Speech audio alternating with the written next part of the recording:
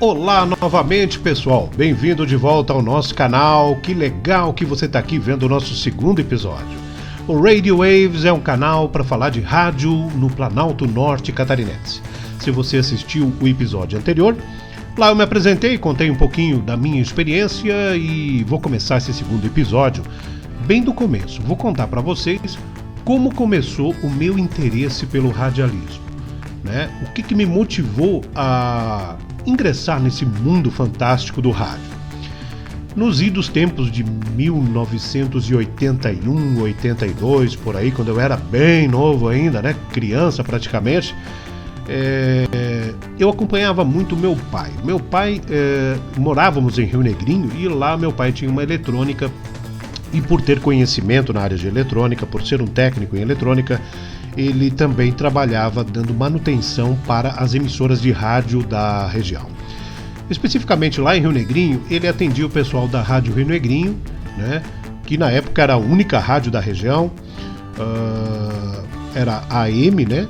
Agora já mudou, já passou para FM, mas na época era AM ainda, e o meu pai dava manutenção no estúdio e no equipamento de transmissão lá em cima no Morro da Antena em Rio Negrinho. Quem é de Rio Negrinho conhece, né, onde é o Morro da Antena, onde estava a antena grande de AM, agora tem uma antena menor para FM.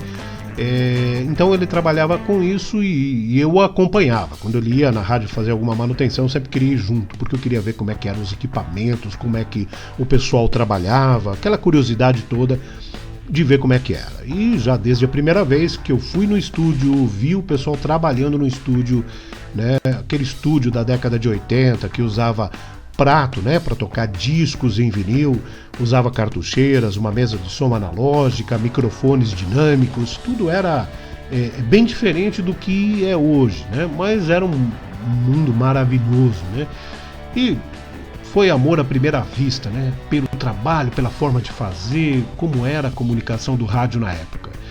E um tempo depois, alguns anos depois, surgiu uma vaga de sonoplasta lá, 1984, final de 84. E eu fui já para lá trabalhar como sonoplasta. As rádios naquela época trabalhavam dessa forma, principalmente as AMs, né? Nas programações ao vivo sempre tinha duas pessoas no estúdio. Um era o sonoplasta, que ficava controlando os equipamentos de áudio, e dentro de uma cabine, separado do sonoplasta por uma camada, uma parede de vidro, né, ficava o locutor diante dos microfones que fazia o trabalho de apresentar o programa. Era um formato que foi usado por muito tempo pelas rádios AM, né, o de ter assim, o sonoplasta e o locutor. Depois as FMs mudaram um pouco esse conceito e surgiu a figura do sonoplasta. Aliás, desculpa, surgiu a figura do disc jockey, que era aquele cara que fazia os dois, locução e sonoplastia de uma vez só.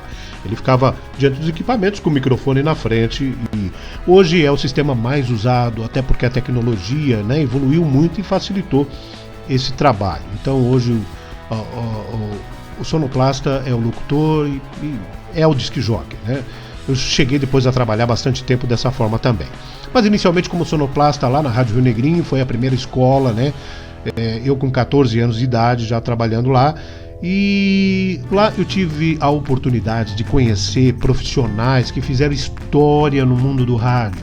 Eu vou fazer um episódio aqui só para contar quem eram essas pessoas e relembrar isso. Profissionais famosos no mundo do rádio, que foram meus primeiros professores no radialismo. Foi com eles que eu aprendi hoje muito do que eu sei sobre radialismo.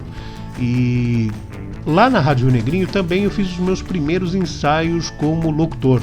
Nos domingos, a programação na parte da tarde e à noite era totalmente gravada, não tinha locutor, daí nesse horário era a folga deles. Ficava só o sonoplasta com as gravações e era uma programação estritamente musical. Então era um ambiente perfeito para começar a fazer os primeiros ensaios, né, com a autorização da diretoria. Começava a falar, né, pequenas frases, anunciar nome de música. Foi o começo, foi as primeiras experiências. Depois desse período, né, de trabalho como sonoplasta e um pouco de trabalho já com locução, eu fui estudar em Curitiba. E como eu já tinha uma experiência de rádio, né, isso já era 87, fui para Curitiba, 87 87, e fui para Curitiba para fazer o terceirão, fazer o cursinho na época, E lá acabei já pegando um emprego na Ouro Verde, que era do grupo, era e ainda é, do grupo da Caiobá FM. Lá conheci também profissionais do rádio, assim, fantástico.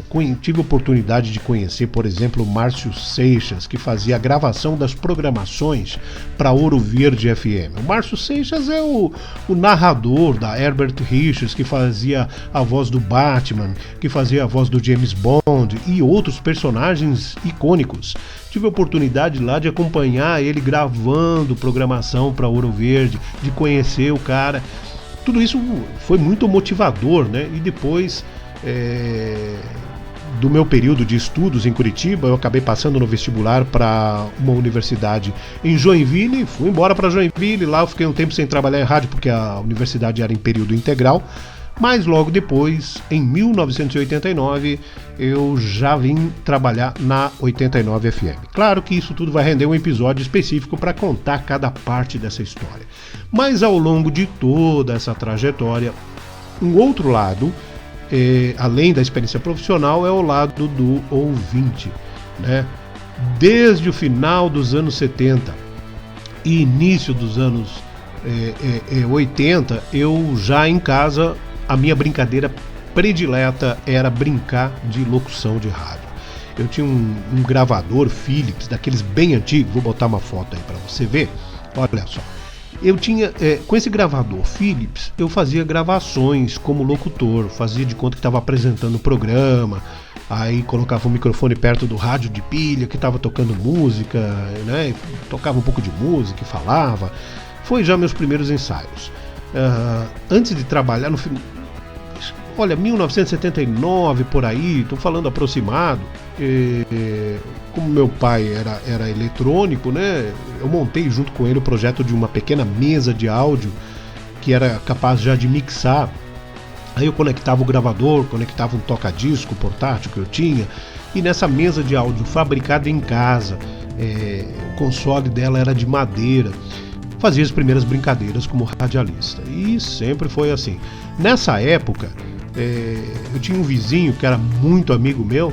Aí eu coloquei lá do meu quarto, isso tempo de criança, até a casa dele, um fio que passava por cima da cerca e entrava lá na casa dele, e lá botava um alto-falante conectado a esse fio, onde ele era meu ouvinte, né? Eu fazia a programação, tocava música e ele era o ouvinte na casa ao lado. Era uma rádio com um ouvinte só, né?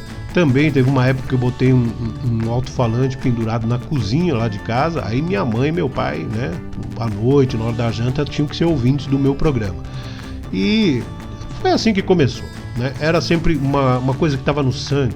E eu teria ficado no radialismo até hoje se a profissão de radialista, né, fosse uma profissão mais reconhecida, se fosse um profissional mais valorizado.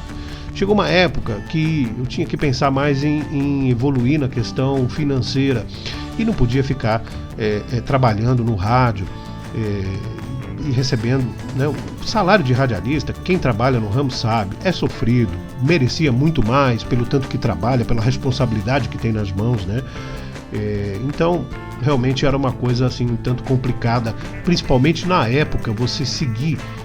Hoje o radialista já consegue ampliar os seus horizontes financeiros, tendo atividades extras e fazendo outras coisas que na época era muito mais difícil, né, de se fazer.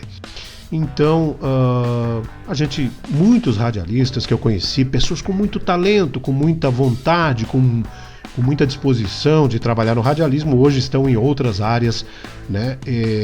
Algumas tenho certeza que você conhece, vou apresentar aqui em próximos episódios, acabaram saindo desse ramo por causa disso, por causa dessa questão da valorização profissional, né? Mas, enfim, é isso. Começou assim, dessa forma, e como eu estava falando, tem o lado do ouvinte, né? O lado da rádio escuta. Nessa época, a gente, né, antes de eu começar a trabalhar em rádio, ouvia rádio o dia todo, ouvia rádio à noite, chegava a levar um radinho de pilha para a escola, para ouvir durante o recreio, né, durante o intervalo. Ouvia rádio, era o que fazia. À noite, ouvia rádios internacionais, sintonizadas em ondas curtas, programações que nos permitiam ter acesso ao que estava acontecendo no mundo da música no planeta, né? Coisa que era mais difícil, não tinha internet, né? Hoje você sabe de tudo pela internet. Na época não tinha isso, não tinha internet, não tinha e-mail, não tinha ouvir rádio online, não existia nada disso. Então você usava rádios de onda curta para conseguir captar as emissoras de fora e saber o que estava acontecendo no mundo. Então era uma experiência totalmente diferente. Havia esse lado da experiência em rádio escuta. E eu vou dedicar, claro, episódios para falar especificamente também sobre isso, sobre o que a gente fazia, o que a gente ouvia e como é que era toda essa questão. O episódio de hoje era isso, mostrar essa introdução no mundo do rádio, né? O que motivou a ingressar nesse mundo. Talvez, se você gosta de radialismo, você também tenha alguma identificação com essas coisas que eu contei, e isso tudo é muito legal, muito interessante. Curta o vídeo, dá o seu like aí para ajudar o canal e ajude a gente a divulgar o canal. É interessante, é histórico, é importante e vai registrar muita coisa legal da nossa região. E aguardamos também a sua contribuição, ok? Um grande abraço, obrigado!